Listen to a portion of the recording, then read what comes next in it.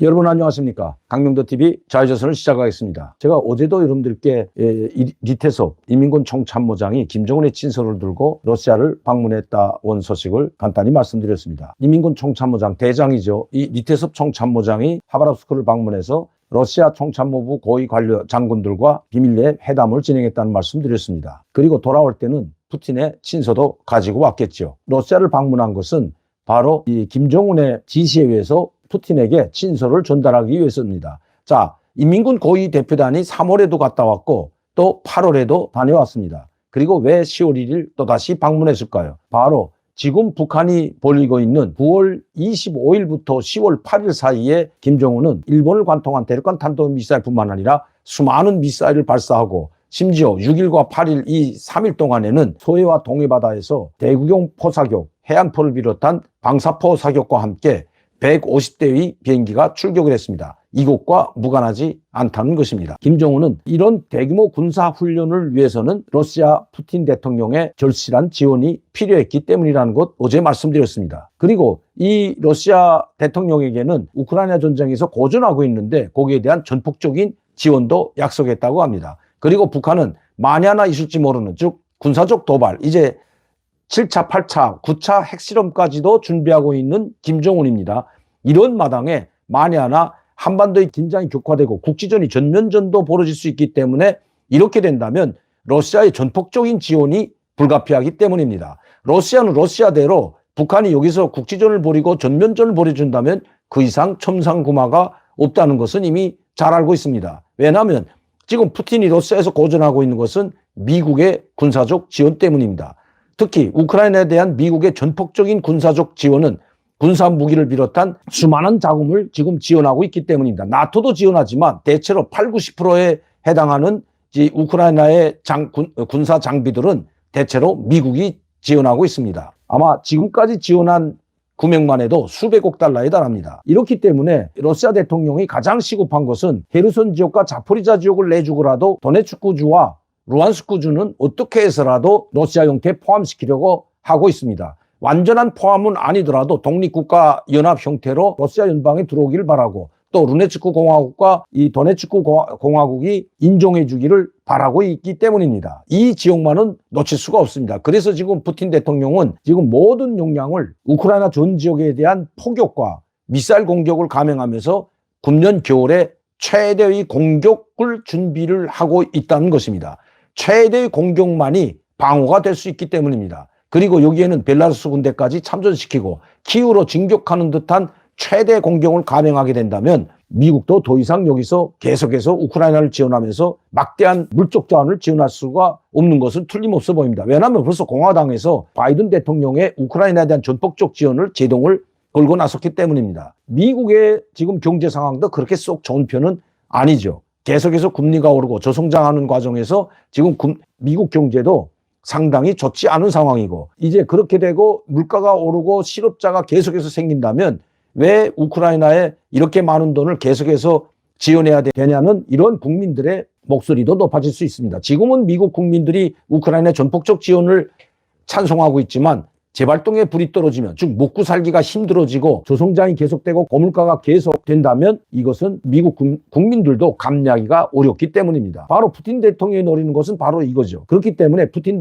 대통령은 루안스크 지역과 자포리자와 헤르손 지역은 내주더라도 도네츠크와 루안스크 지역을 독립국가로 인정해 준다면 이것으로 전쟁을 끝낼 수도 있다는 것입니다. 그렇기 때문에 대공격만이 우크라이나를 압박하고 회담으로 끌어낼 수 있는데 이렇게 되자면 북한의 도움이 절실하다는 것입니다. 즉, 이 북한이 이 한반도 내에서 즉 태평양 연안에서 미국의 전력을 분산시켜서 이 미국의 관심이 우크라이나도 돌리지만 이 한반도에서도 김정은에 의해서 즉 북한의 공격에 의해서 전쟁이 일어날지도 모른다는 이런 위압감을 조성하는 것이 바로 푸틴의 전략인 것입니다. 자, 김정은은 그렇기 때문에 이 모든 푸틴의 군사적 긴장 격화에 도움을 줬지만 이것이 전면전으로 발전하는 데 대해서는 상당히 심중히 고려해야 한다는 이야기를 했다는 것입니다. 바로 10월 1일 하바롭스크에서 러시아와 중국, 북한 간의 군 고위급 회담을 마치고 돌아와서 당좌인의 군사회의가 열렸다고 합니다. 당좌인의 군사회의에서 이 노동신문에도 나왔지만 당중앙인의 군사회의가 열리고 당중앙인의 군사회의의 지시에 따라 명령에 따라 10월 6일과 8일 날 대규모 군사 도발이라고 해야죠. 방사포와 그리고 해안포를 비롯한 포사격 훈련과 비행기 150대, 전투기와 폭격기 150대가 떠서 우리를 위협하는 그야말로 보기 드문 광경이 벌어졌던 겁니다. 그리고 나서 김정은이 바로 간 것이 망경대 혁명학원입니다. 망경대 혁명학원에 왜 10월 12일 날 갔을까요? 물론 75돌 맞으면서 갔다고 하지만 문제는 그것이 아니라는 겁니다. 10월 12일 날 75돌 행사를 끝냈으면 되는데 왜 또 10월 16일 4일 후에 또 다시 방문했을까요? 두 번 연이어 방문한 적이 북한에서는 없었기 때문입니다. 지금까지 김일성이나 김정일 때에도 한 곳을 방문한 것을 4일 후에 다시 방문하는 적이 별로 없은 것으로 알고 있습니다. 김정은이가 이번에 갔다 온 것은 바로 이 망경대 혁명학원을 북한의 당정군의 주력 핵심 골간으로 육성할 뿐만 아니라 이미 김정은은 집권한 지 2년 후에 2012년 4월 달에 최고 지도자로 등극한 다음에 바로 김정은이 방문한 것이 망경대 혁명학원이었습니다. 2014년 6월 6일 선인단 창립절을 맞으면서 제일 먼저 망경대 혁명학원을 찾았고 바로 그때 망경대 혁명학원을 졸업한 그 학생들이 졸업생들이 지금 북한의 당정군의 골간일 뿐만 아니라 군대에 많이 들어가 있다는 겁니다.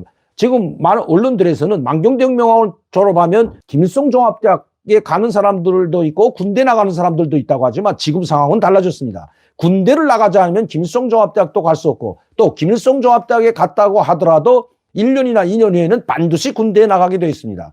그때 졸업생들이라면 2014년도에 김정은을 만났던 망경대 혁명학원 학생들이 바로 18살, 19살 나이에 있는 사람들입니다. 그때 졸업을 했다면 지금 10년 후가 지난 지금은 28, 29 그리고 연이어 졸업한 사람들 2014년, 2015년, 2016년 김정은을 만났던 그 망경대 혁명학원 졸업생들이 대다수가 인민군대에 입대했고 또 대학을 갔더라도 지금은 다 인민군대에 입대해서 군 장교, 군관으로 복무하고 있기 때문이라는 것입니다. 자, 우크라이나 전쟁에서 러시아가 패배하는 것은 용감하게 싸우지 않고 있기 때문입니다. 러시아 군대가 용감하게 싸우지 않고 있기 때문에 우크라이나가 파죽지세로 돌격을 하면 도망치는 데 급급한데 여기에 제일 먼저 앞장서는 것이 그 장교들이라는 것입니다. 병사들뿐만 아니라 장교들도 급급해서 뒤에서 총을 빼들고 돌격 명령을 내리는데 누가 러시아 병사들이라고 목숨을 걸고 앞장서서 돌격을 하겠습니까? 돌격을 하자면 소대장이나 중대장이나 대대장이 앞장에 서서 권총을 들고 돌격 명령을 내리고 앞장서야 되는데 그 뒤에가 있다는 것이 지금 러시아의 상황이라는 것입니다. 이렇게 돼서 지금 파죽지세로 우크라이나군이 공격을 하게 되면 도망치고 항복하기에 급급하다는 것입니다. 오죽했으면 지금 헤르손 지역을 다 내주고 푸틴 대통령이 철수 명령까지 내리고 우크라이나 전선 총사령관이 시리아에 파견됐던 세르게이라는 공군사령관 출신인 이 아주 악랄하기로 유명한 이 사람을 배치했는데도 지금 전혀 맥을 쓰지 못하고 있는 것입니다. 이것을 종합해보고 김정은이 한 이야기가 바로 당주한의 군사위원회에서 우리가 전쟁이 일어난다면 만에 하나 전면전이 일어난다면 정말 앞장서서 소대장, 중대장, 대대장들이 권총을 뽑아들고 돌격 명령을 내릴 때 앞장설 수 있는 사람들이 얼마나 되겠냐.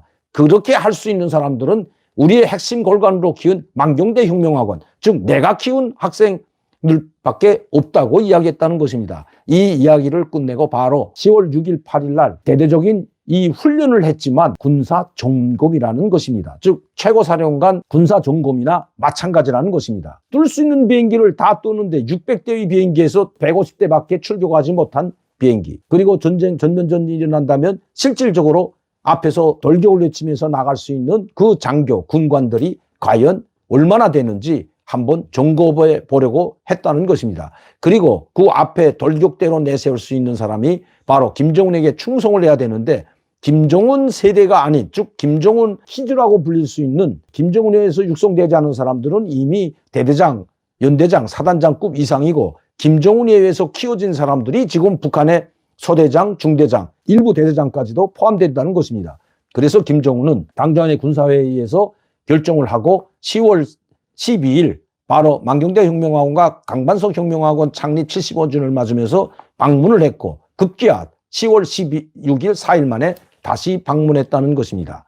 핵심 골간을 육성할 뿐만 아니라 김정은 자신을 위해서 목숨 바쳐 싸울 수 있는 소대장, 중대장, 대대장들이 김정은에게는 절대적으로 필요했기 때문입니다. 그러면서 당주한의 군사위원회에서는 이 푸틴 대통령이 만에 하나 국지전이 전면전으로 번져지더라도 막대한 군사적 군수물자를 지원해주고 비행기를 지원해주게 했다고 합니다. 그러나 그걸 믿고 우리가 전면전을 할 수는 없다고 이야기했다는 것입니다. 그나마 김정은은 푸틴처럼 미치지는 않은 것 같습니다. 하기야 600대의 비행기 중에서 출격할 수 있는 비행기가 150대인 것을 보고 김정은이 과연 무엇을 생각했을까요? 과연 이런 상태, 이런 역량을 가지고 군사력을 가지고 막강한 전력을 가진 핵무기만 빼면 이 북한의 전력의 수십 배 우위에 있는 미군 전력이 아니더라도 우리 한국 전력만 해도 푸틴이 국지전에서 전면전까지 가더라도 절대적인 지지를 기원을 약속했지만 그걸 믿을 수가 없다고 이야기한 것으로 사료됩니다. 특히 전면전을 하게 된다면 남북한이 공멸할 수도 있다는 이야기까지 했다고 합니다. 그나마 우리에게는 조금 다행스러운 일이 아닌지 모르겠습니다. 푸틴은 우크라이나를 침공할 때 우크라이나를 너무 과소평가했죠. 그리고 자기들의 전력을 정신 상태를 과대평가했기 때문에 저렇게 지금 고전을 면치 못하고 있는 겁니다. 적들을 과대평가해도 안 되지만 너무 과소평가해서도 안 된다는 교훈을 아마 이번 당주한의 군사위원회 회의에서 김정은이 태섭 총참모장에 갔다 온 후에 교훈을 찾았는지도 모르죠. 그러나 국지전이